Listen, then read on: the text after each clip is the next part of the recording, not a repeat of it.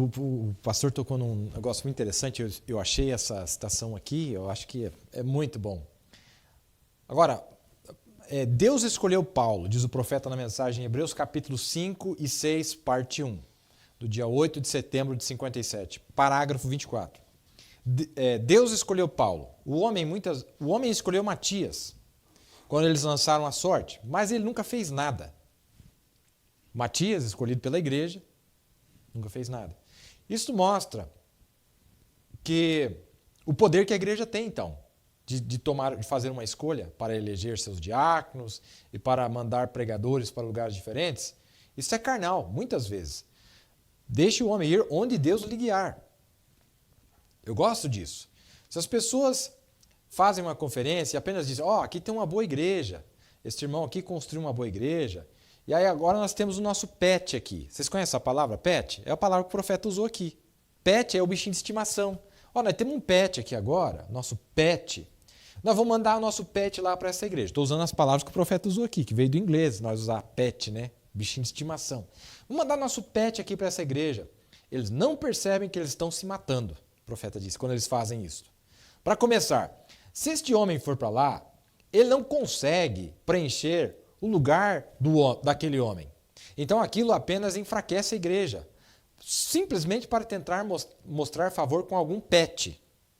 Sabe quando tem um ministro lá na igreja local, aí o pastor quer fazer uma graça com ele não quer saber o tipo de cultura que tem lá naquela outra igreja, que lá eles têm um homem que já se adaptou, que é um homem que Deus abençoou lá. Não, mas para fazer... Não, porque as organizações são assim, não, o pastor vai ficar só 2 anos aqui, depois eu pego ele e mando para outro lugar. Como fosse um banco, bancário. Lembra dos bancos antigamente?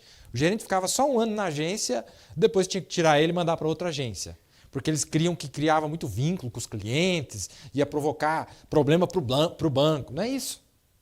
Então, o profeta está dizendo, para fazer uma graça com aquele pet, a palavra que o profeta está usando, hein? Pet. Profundo, sabe? Pode continuar. Para mostrar favor para algum pet, sempre tem sido assim.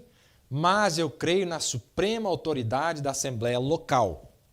Sim, deixe que a igreja escolha os seus próprios, que escolha seus pastores, seus diáconos, o que for. E então, desta maneira, o homem lá não tem nenhum bispo sobre ele.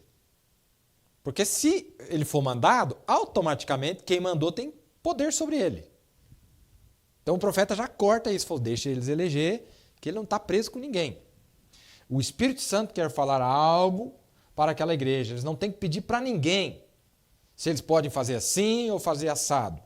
Mas é o contato individual com o Espírito Santo. Mostre-me pela Bíblia o que é maior na Bíblia do que o ancião local da igreja.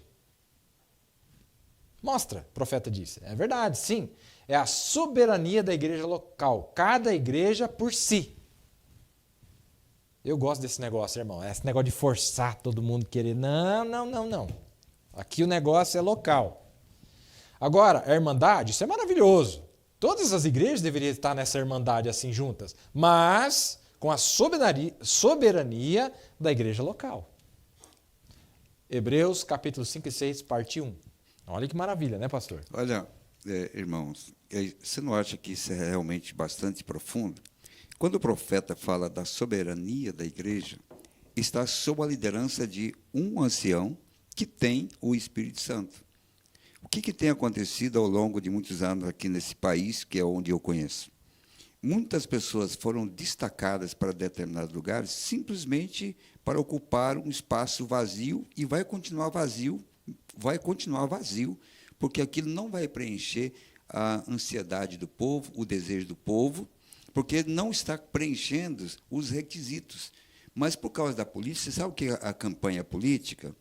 Que se eu subir lá e for presidente, eu te ponho como ministro da educação, eu vou te pôr como ministro sei lá, das quantas, eu vou te dar isso aqui, eu vou te apoiar como prefeito da cidade. Política. É política, simplesmente. O evangelho nunca deveria ser considerado como um negócio próprio, mas sim um negócio de Deus. Quando essa liderança ela tem Deus nela, para conhecer esses requisitos, e não passa por cima desses requisitos, mas observa os mandamentos de Deus. Quando você vai estabelecer um ministro naquela cidade, isso seja reconhecido primeiramente, essas qualificações, não tem como dar errado. Agora, o que acontece? Nós, muitas vezes, criamos nossas filiais. Nós queremos nossas filiais. Nós queremos um domínio próprio e não damos a liberdade do Espírito de Deus trabalhar. Isso eu estou falando das igrejas que se tornam independentes. Eu não estou falando da igreja local sobre a cabeça de um homem chamado ancião, que tem toda a autonomia, todo o poder e toda a autoridade para tirar e colocar. Mas, a partir do momento que Deus levanta um homem, e esse homem tem a vindicação de Deus no ministério, é chamado por Deus e preenche, ele deveria ter a liberdade. E algumas vezes, e eu digo isso por conhecimento próprio, por onde eu já passei, que quando você começa a alimentar daquela igreja que você saiu financeiramente, você começa a ser dependente daquela igreja. Eu sei, porque quando nós começamos a igreja em São Paulo, em 1975, nós dependíamos financeiramente da igreja de Goiânia, porque foi de lá que saiu o nosso pastor, foi de lá que ele veio. E eu sei, porque eu era um dos correios que buscava esses valores, o que ia até Goiás para isso aí. Isso foi poucos meses, o pastor me chamou e disse assim, olha, irmão, nós não podemos continuar dependendo de lá. Nós vamos sair desse salão, nós vamos sair desse aluguel, que é alto para nós pagarmos, nós vamos para um salãozinho, nós vamos encontrar um lugarzinho onde nós mesmos podemos pagar, onde nós temos a liberdade e a independência para pregar aquilo que nós precisamos para o povo. Essa é a independência. É isso que se estabelece no princípio, é que esses homens que têm essa qualificação, é claro, que não há fiscal maior dos ministérios do que o próprio povo. Por que é? Porque quem é o contribuinte do ministério? Quem é que está sendo beneficiado? Você não vê as pessoas clamarem na igreja, eu voltei nesse político, mas ele é isso e aquilo, eu enche de palavrão. Por quê? Porque encontrou um buraco na sua rua. E por encontrar o buraco na sua rua, e ele conhece as leis orgânicas do município e sabe que o prefeito deveria consertar os buracos da rua dele. Ele colocou um voto nele lá. Isso é que a viúva deveria saber quem é o seu pastor, o órfão deveria saber quem é o seu pastor, o ministro auxiliar deveria saber quem é o seu pastor, o nosso irmão ancião deveria saber quem é o seu pastor. Sabe por quê? Conhecendo essas verdades do Evangelho. E não ficar ali dentro simplesmente como mero acompanhador das coisas e não participante dessa verdade. É o que leva a igreja nesta condição. É o que leva a igreja nessa condição. Jesus foi o maior exemplo de pregador. Ele disse, nós não viemos para ser servido, nós viemos para servir. Nós viemos para servir o povo de Deus, para ouvir o povo de Deus. E eu digo, na experiência própria, eu já disse para alguns irmãos, olha, eu não tenho a resposta para você, eu não tenho o que você quer, eu não tenho a capacidade de ajudar no que você precisa. Você pode escolher um pastor, você pode ir aonde você quiser, porque eu não tenho. Agora, quando nós temos humildade, irmão, e reconhecemos os dons dentro do corpo, homens chamados por Deus e vindicados por Deus, é aí que entra a hierarquia por respeito, não é a hierarquia por ordem, por lei, que algum precisa do outro. Mas, quando você não tem essa humildade, você faz um casamento errado, sendo que o seu colega ali poderia te ajudar se você sair dessa. Simplesmente se você tivesse humildade. Mas, por não ter a humildade de voltar atrás, de se parar e dizer, não, é o seguinte, eu tenho humildade, eu vou ouvir isso aqui. Eu vou ouvir isso aqui, eu vou aprender com isso aqui. E aquele que tenha a humildade de ser mais velho, mas ser humilde para ser exemplo dos mais novos, para não ser um galanteador por ter alcançado uma posição um pouco maior em número de pessoas, ou, quem sabe, até numa representação maior do seu nome pela nação, e fazer disso um trunfo para destruir, o que acontece, irmãos? O que acontece?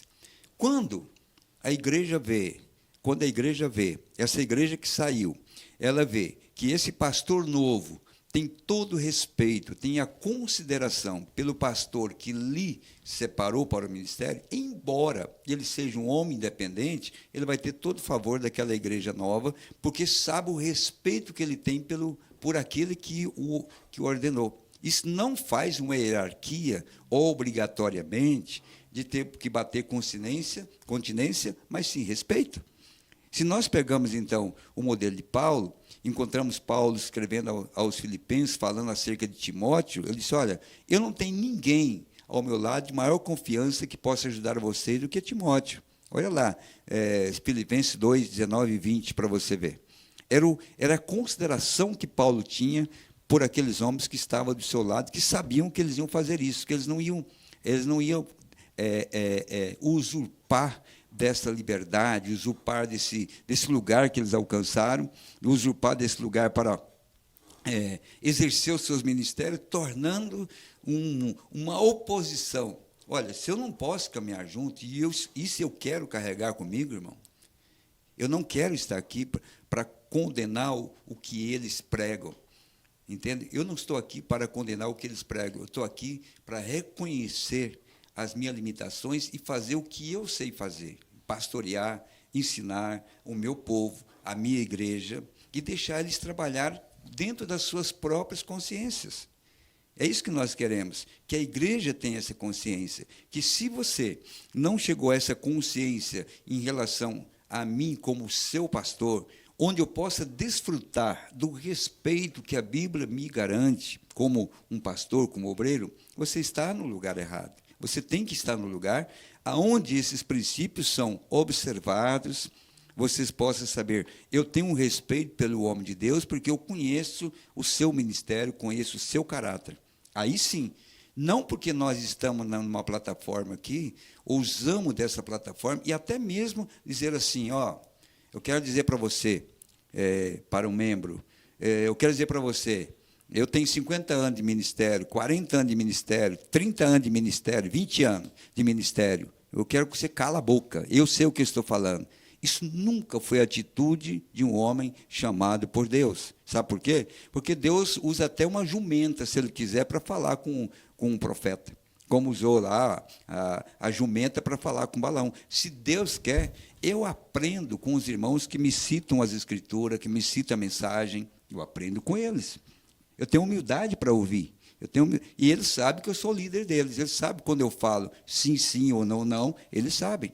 Eles confiam, pelo menos um tanto daqueles que estão comigo. Eu não posso garantir que todos têm a mesma afinidade, mas um tantos que têm estado comigo, eu tenho certeza que eles têm esse tipo de respeito. Não, o pastor falou. Ele sabe do que ele está falando, eu conheço a mensagem, eu não vi nada que está errado do que ele está citando ali, então vamos estar com ele. Aí está a liderança de Deus, não por uma obrigação, mas sim por um respeito e consideração pelo dom que Deus tem dado a este homem.